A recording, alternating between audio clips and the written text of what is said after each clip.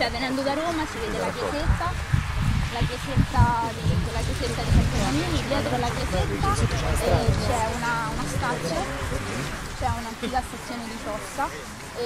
Forse conveniva scendere giù, no? Fare la passeggiata dalla... sì, possiamo farla pure a ritroso. Possiamo scendere anche da sopra. Anche lì c'è un altro tratto della antica, lì purtroppo lì è recintato benissimo, però purtroppo non è visibile.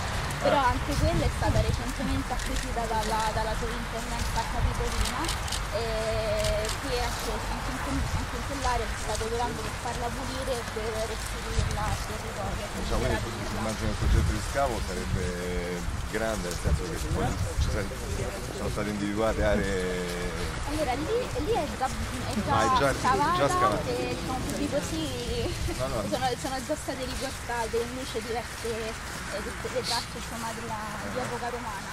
Qui andrebbe scavato perché dove vedete montagne, collinetti in realtà sotto ci sono delle strutture, poi ve le faccio vedere. E niente, dicevo, con questo progetto che abbiamo presentato all'inizio.